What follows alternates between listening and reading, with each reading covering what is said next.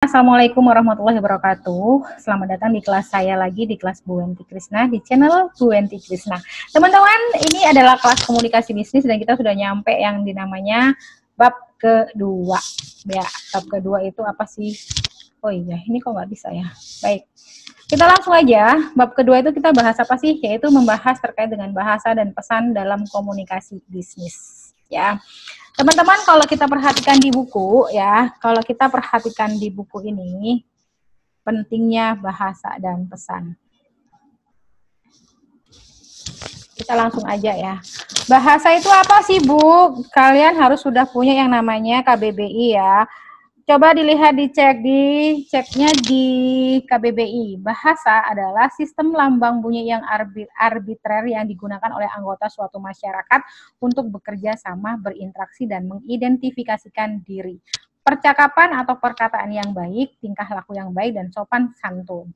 Banyak kalau mamanya kalian cari di KBBI. Nah, itu bahasa ya, percakapan. Ada sebuah percakapan atau lambang bunyi yang arbitrer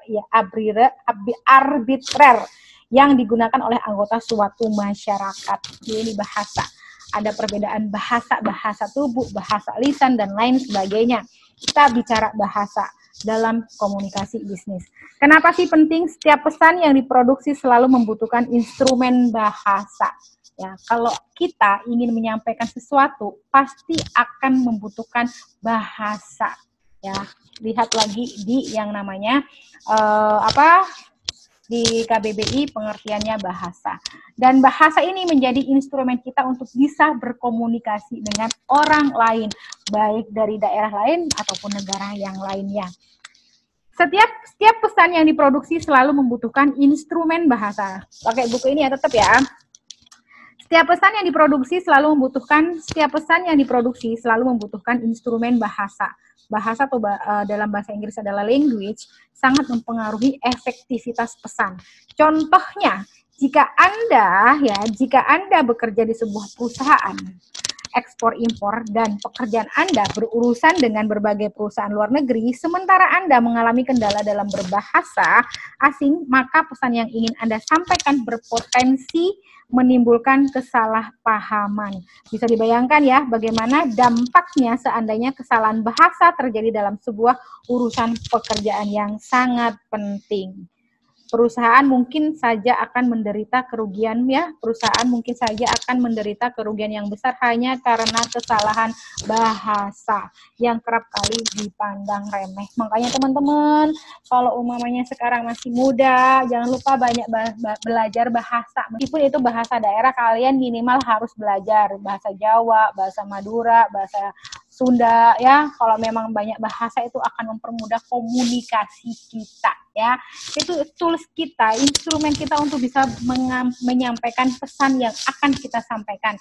Pesan yang akan kita sampaikan dalam sebuah komunikasi. Nah, kalau di buku ini banyak banget ya, komunikasi bisnis yang efektif selalu berhubungan dengan kemampuan berbahasa, baik menulis maupun berbicara, writing and speaking skills. Gak hanya berbicara lisan begini, tapi juga writing nanti ya. Nah, kalau umpamanya di bahasa juga memiliki peran yang sangat krusial dalam mempengaruhi persepsi dan interpretasi orang lain terhadap makna yang ingin kita sampaikan. Samuel Johnson mengatakan, language is the dress of thoughts. Bahasa adalah tampilan luar dari pemikiran. Kalau kamu udah punya pikiran yang bagus tapi nggak mempunyai bahasa yang bagus untuk menyampaikannya, sayang banget. Harus punya bahasa yang bagus, ya. Untuk itu, setiap penyampaian pesan atau sender harus mengetahui dan memilih kata-kata yang sebaiknya digunakan untuk mengekspresikan pemikiran dan perasaan baik saat berdiskusi atau beradu argumentasi. Pilih bahasa atau kata yang tepat. Bahasa ini kan terdiri dari banyak kata, ya, kalimatnya itu terdiri dari banyak kata. Jadi di sini kalian, apakah pilihan bahasa yang digunakan mengandung unsur analisis, informasi, persuasi, permohonan, atau yang lainnya? kemampuan berbahasa perlu kita miliki terlebih dalam konteks komunikasi bisnis. Yang disampaikan di sini tidak hanya penyusunan kata per kata sehingga membuat suatu kalimat, ya, tapi bahasa yang akan kita pilih atau kata-kata yang akan kita pilih itu akan menjadi sebuah bahasa yang bagus. Misalnya, kalau umpamanya kita menyapa teman, "Hey, apa kabar?" Itu bagus ya. "Hey, assalamualaikum, apa kabar? Kemana saja?" Itu masih bahasa yang bagus. Ada bahasa-bahasa yang mungkin kalimat-kalimat yang tidak bisa diterima oleh orang lain karena budaya komunikasi, ya, seperti di bab 1. Ya begitulah bahasa-bahasa dengan umpatan-umpatan, tapi kan itu kadang dipengaruhi oleh budaya lagi. Tapi pilihlah bahasa-bahasa yang bagus ketika kalian menyampaikan komunikasi. Itulah pentingnya bahasa, tidak hanya bahasa yang kalian sebutkan di bahasa ini ya, bahasa Indonesia, bahasa Inggris, bahasa Jawa dan lain sebagainya, tapi pemilihan untuk bisa menyusun bahasa yang bagus itu juga, yaitu kata-kata yang akan disusun. Nah, apa ya lagi di sini? Kalian bacanya menarik banget ya kalau umpamanya di sini ya. Kita masuk di sini udah.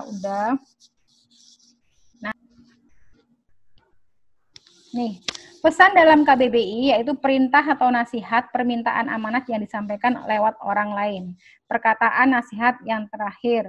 Kalian kenapa pentingnya arti bahasa dan pesan ini? Ketika kalian mau menyampaikan pesan, kalian harus mempunyai bahasa yang bagus biar bisa diterima bagus juga oleh orang lain.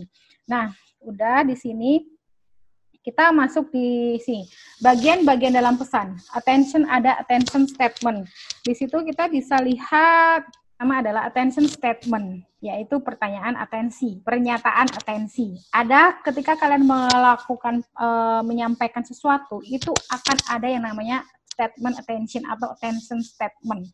Ya, misalnya nih ya, teman-teman sebagai generasi muda, kita harus bisa memberikan yang terbaik untuk bangsa kita. Siapa lagi kalau bukan kita? Apa yang bisa kalian berikan kepada bangsa ini selain bisa memajukan bangsa ini? Nah, jadi apa yang bisa kalian berikan kepada bangsa ini? Itu adalah attention statement. Pernyataan yang bisa membuat tertarik si audiens. Itu adalah attention statement atau statement attention yang ditekankan. Apa yang bisa kalian berikan terhadap bangsa ini? Kalau bukan kerja keras kita dan ayo kita belajar untuk memberikan yang terbaik untuk bangsa ini. Nah, itu namanya attention statement. Yang kedua adalah introduction, pendahuluan. Ini sepertinya nanti kita akan bahas di selanjutnya ya. Saya akan ada, ini bisa kalian lihat di video saya sebelumnya, saya sudah menjelaskan terkait dengan introduction, body, sama conclusion. Ketika kalian berbicara itu harus ada openingnya dulu, terus ada isinya, terus ada conclusionnya. Komunikasi yang kedua adalah kita masuk di komunikasi tertulis. Dalam komunikasi bisnis, kita akan bertemu dengan yang namanya komunikasi tertulis. Komunikasi tertulis dapat dilakukan ketika komunikator dan penerima pesan berada di luar media komunikasi lisan. Kalau kamu nggak bisa ngomong langsung, kamu tulis aja komunikasi tertulis. Sekarang udah digital ya, bisa melalui dengan chatting, email, ya, WA gitu kan ya, dan lain jenisnya, surat bisnis, bisnis elektronik gitu ya, semuanya bisa dilakukan. Nah, dalam mana ini ya? Menurut Macklin, menurut Scott Macklin dan Murray Momen itu ada tiga jenis gaya tulisan, writing styles dalam komunikasi tertulis. Yang pertama adalah colloquial. Bahasanya ini banget ya. Katanya colloquial ini bahasanya benar apa salah? Saya mohon maaf ya. Colloquial atau tulisan sehari-hari. Kolokil atau bahasa percakapan sehari-hari, daily language, semacam ini berbeda dengan bahasa bisnis standar yang umumnya digunakan secara formal. Bahasa percakapan seringkali menggunakan ekspresi, dialek, dan frasa yang cenderung lokal atau kedaerahan, seperti khas Betawi, Jawa, Sunda, Batak, British style, dan lain sebagainya. Bahasa kolokil ini, bacanya bener nggak sih? Biasanya dapat ditemukan dalam teks SMS dan sejenisnya, itu namanya tulisan sehari-hari. Chatting kalian itu disebut dengan colloquial, bahasa tulisan sehari-hari. Oke, ya jelas ya.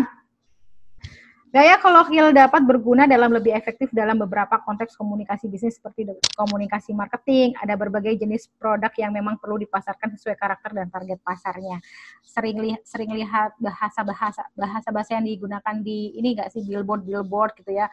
Sebut merek ya, gak apa-apa ya, email itu bahasanya lucu-lucu, itu bahasa kolokvial, tulisan sehari-hari, biar gampang diterima oleh si receiver atau audience gitu ya. Jadi bahasanya disesuaikan dengan daerahnya juga atau dengan kondisi yang ada di daerah tersebut atau negara tersebut. Bahasa yang mudah-mudah dicerna gitulah, itu kolokvial ya. Kolokvial. Namun tentu saja penggunaan bahasa sehari-hari ini harus tetap disesuaikan dengan budaya lokal masing-masing, benar kan? Dari daerah atau negara. Gaya bahasa sehari-hari pun jangan dimaknai sebagai bahasa yang boleh dengan bebas menggunakan ekspresi yang bersifat seksisme, rasisme, profan atau menyinggung perasaan publik. Tetap harus nggak boleh yang namanya ada rasisme. Kolokvial. Oke. Yang kedua adalah casual tulisan. Tulisan casual. Gaya bahasa casual berupa kata-kata dan ekspresi sehari-hari dalam konteks kelompok yang sudah dikenal dengan familiar group konteks, seperti percakapan dengan keluarga, saudara, atau teman dekat. Penekanannya adalah pada interaksi komunikasi itu sendiri dan tidak cocok dipraktikkan dalam budaya komunikasi yang cenderung hierarkis atau terdapat stratifikasi sosial dari individu-individu yang berkomunikasi. Bahasa-bahasa di grup keluarga itu namanya casual, bahasa casual ya. Dengan ya kalau ngomong sama keluarga di chat ya nggak ada yang terhormat begini gitu ya. Bahasa casual ini adalah bahasa yang biasa kita lakukan dengan teman kita ataupun dengan teman biasa kita lakukan dengan teman kita, ataupun bahasa casual ini biasanya dengan teman kita ataupun keluarga kita gitu ya. Sebagai ilustrasi sederhana, saat kita sedang berada di rumah, kadang-kadang kita mengenakan pakaian casual yang belum tentu biasa kita pakai di ruang publik, seperti piyama, kaos dalam, celana pendek, dan sejenisnya. Demikian pula komunikasi casual yang biasa dipakai dalam konteks tempat dan waktu yang lebih private atau santai. Juga kayak gitu. Formal, kalau formal mah sudah jelas ya, formal itu seperti dalam komunikasi bisnis, gaya penulisannya yang paling sesuai adalah menggunakan bahasa formal. Bahasa lebih formal lebih menunjukkan ekspresi profesional dengan menaruh perhatian terhadap etika, protokol, dan penampilan. Nah, banyak ya kayak dokumen-dokumen, laporan tahunan, laporan keuangan tahunan, dan lain sebagainya yang lebih formal. Oke, teman-teman, yang selanjutnya adalah komunikasi lisan atau oral communication. Komunikasi lisan, oral communication, menurut Pisan dan Pria, komunikasi lisan merupakan the communication where the message or information is changed by spoken words. Komunikasi yang pesan atau informasinya diganti dengan kata-kata yang diucapkan. Ya, ngomong lisan, itu namanya komunikasi lisan. Kelebihan komunikasi lisan, pengiriman dan penerimaan pesan secara cepat. Pastilah daripada kamu nulis banyak di chatting, mending ngomong aja langsung telepon atau di apa tuh namanya voice ya, rekaman itu loh ya, voice record. Pembicara dapat memperoleh atensi personal dari pendengar. Ngomongnya lebih enak, langsung ngomongnya itu benar-benar didengerin. Itu kalau lisan.